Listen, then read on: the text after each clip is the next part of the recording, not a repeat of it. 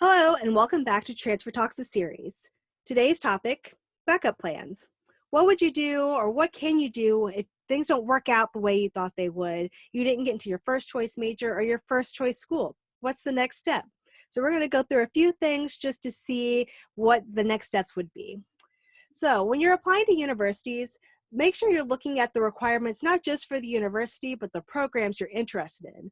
Do these university requirements have exactly what you have? Do they require exactly what you have? Do they require less than what you have and you exceed the expectations?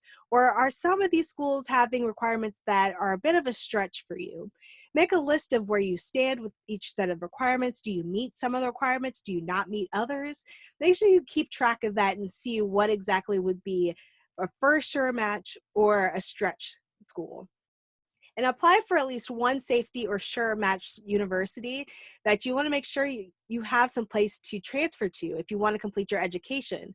And you can apply to as many universities as you want, multiple sure matches or stretch schools, but keep in mind that for every application you will need to pay for the application fee unless you do have a waiver for the application, which is typically obtained by attending university events or information sessions. So you're on to the next phase. You've completed all your applications and you're in the waiting period. Depending on the university and their admissions process, you may receive your admissions decision after a few weeks if it's rolling admissions, or after a few months if it's a holistic review. Rolling admissions are pretty much you submit your application. As soon as your application is complete, they look at your application to see if you meet all of the requirements. And if so, or if not, you're going to receive your decision as soon as they've gone through the entire process of reading your application. Holistic reviews take a little bit more time because you do have to wait until the deadline is over and all the applications have closed, and they'll review everyone as a group. All of the applications that have been submitted, they'll review all of them, and then they'll choose out of that group of applications who's admitted, who's not, who's in their first choice major, and who isn't.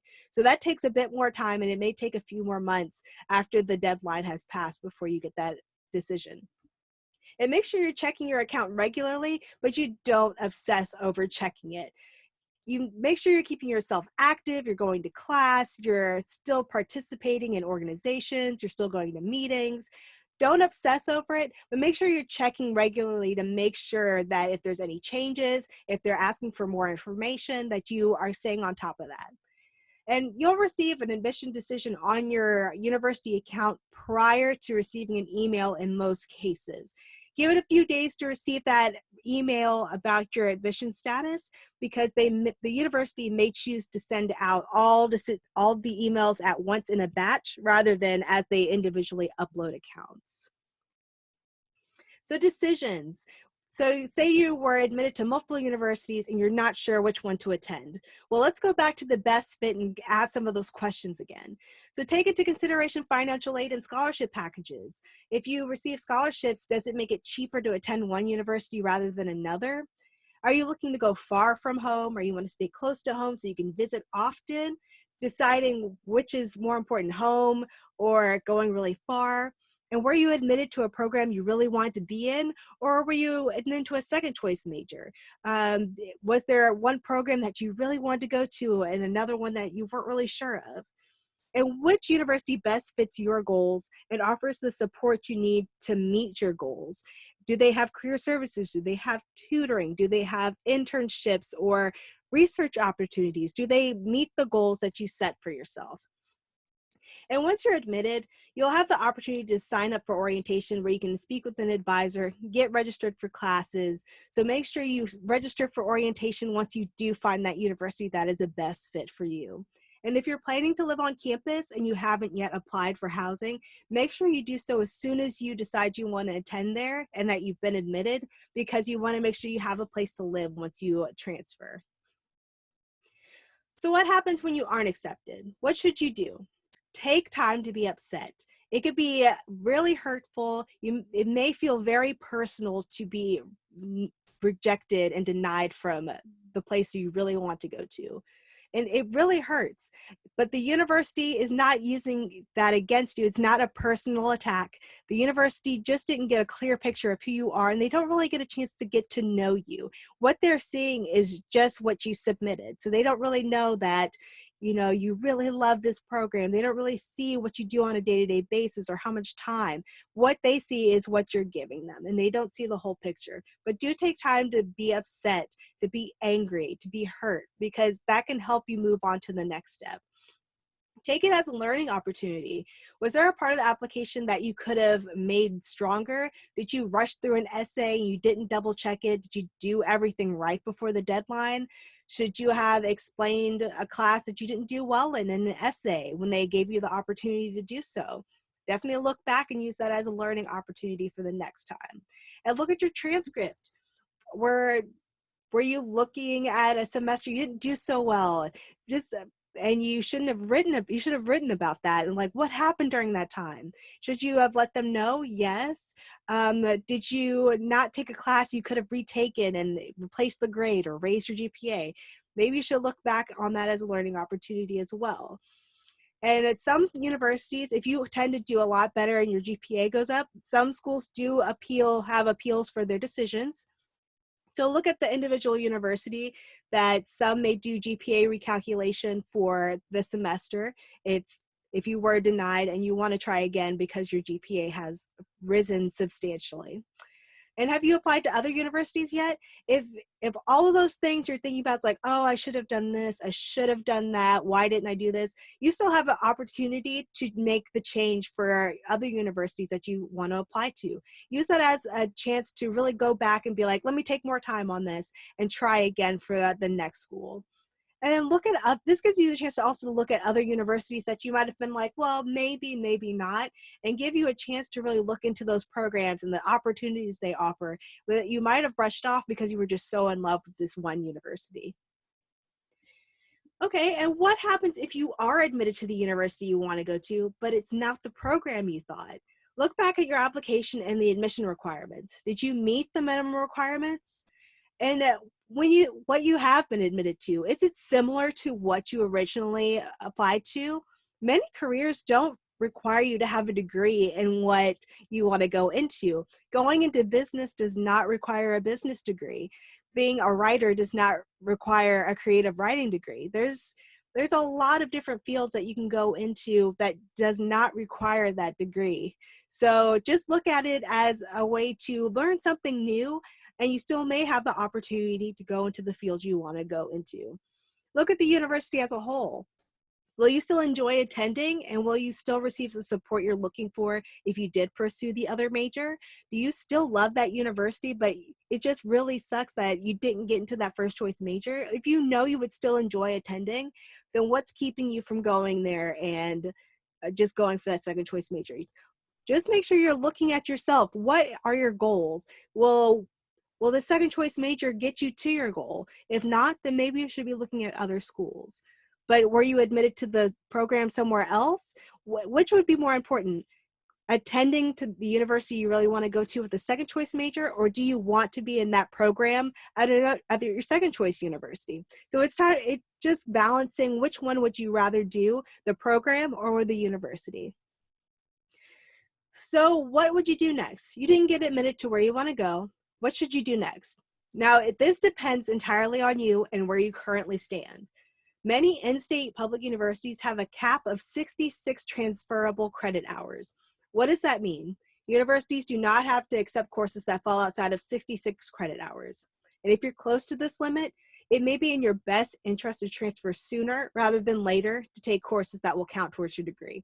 And there's also credit limits for financial aid. Be sure that you're checking financial aid to ensure classes outside of the 66 credit hours are covered prior to transfer. You don't want to end up taking courses and find out that you have to pay for them out of pocket. If you're still in your first 30 credit hours, you still have time to bring up your GPA or take additional courses for another semester, and you can try and transfer in the fall or the spring semester. Just hold on for one more year or one more semester. And for some universities, accruing too many credits may disqualify you for certain majors or lower your competitiveness for the university. So look into admission statistics, look into the typical student that is admitted into the program. Most of this information is available online, whether the university website or a government website if it's a public institution. And evaluate what's best for you. Is postponing transferring worth it for your situation? I mean, does the university name matter more than the experience you gain wherever you go? Would you rather just go to that top university and wait and just go try and keep trying for that top university? Or do you want to just gain as much experience as you can at maybe a smaller named university that still offers great programs, still supports their students, gives you opportunities and supports you? It really just depends on which is more important. But moving forward, you want to keep moving forward. You don't stay at Lone Star College just to stay and keep accruing those credits. If your goal is to get a bachelor's degree, or even going past that and getting a master's or PhD or going to professional school, you need to move on. Accruing more credits may not be in your best interest. Again, the 66 credit hour cap. The GPA calculation may not change if you have a large amount of credits. When you keep taking more and more credits and you have a low GPA and you keep getting A's in more and more classes, it averages to just small decimal points. You're not making big changes as you would with less than 30 credit hours as you would more than 60 hours. And in universities, even if you keep taking those classes and you're outside of the 66 credit hours and they don't accept those extra 66 credits that don't apply to your degree, they still look at your overall GPA. And even though it says only 66 credit hours is a 3.5 GPA, they're taking into account those 100 and something hours you may have taken, and that may be closer to a 2.8 GPA. So do look into that as well. There's no reason to continue to pay for courses that may not transfer or count towards your degree. Make sure you're being smart about this, you're researching, you're looking into the courses you're taking, and are they really helping you in the long term? And remember, things happen for a reason. You end up where you're meant to be, whether it's to learn a lesson or learn skills or to do better later in life. Just remember you're where you're supposed to be. Take everything you're given in life, even negative things, and use them as experiences to use them in positive ways in the future. This quote from Maya Angelou is just something that I thought really spoke to me. And it may actually help you just realize that you don't really, looking forward, you don't know what's coming. But when you look back, you're like, I see what that was. So the quote from Maya Angelou is, "You may not control all the events that happen to you, but you can decide not to be reduced by them." What this means is, like, you may be given a lot of things that may hurt. You may not get into your first choice major. You may not get into your first choice school. And it hurts, but you have to realize that there's a reason for that.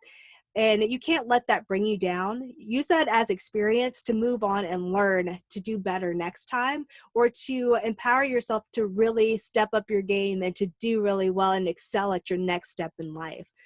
So not everyone gets into their first choice. When I originally was looking at colleges from high school, I didn't get into my first choice school. I only applied to 2 universities and I went to my second choice.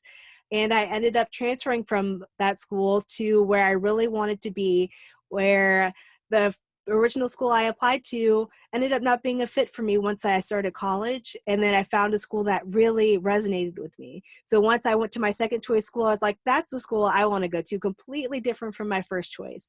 But you just have to understand things happen for a reason. If I went to my first choice school, I would not have been happy and I wouldn't be where I am today. So really think about that sometimes things happen for a reason. And maybe if you're looking to, maybe you'll find a job where the people you work with are the alumni from the school you end up getting accepted to. Or you might get an internship you really connect with at the university that you end up attending.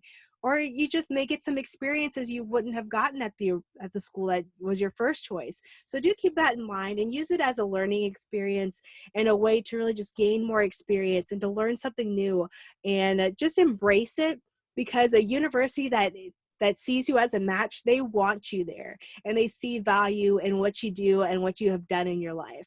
So keep that in mind as well. So next time, we're going to be talking about misconceptions about the transfer process. There's so many things out there that can be confusing, misleading, rumors. So we're just going to go through that, and we're just going to break it down and see what's real and what's false. So next time, we'll go through misconceptions. Bye.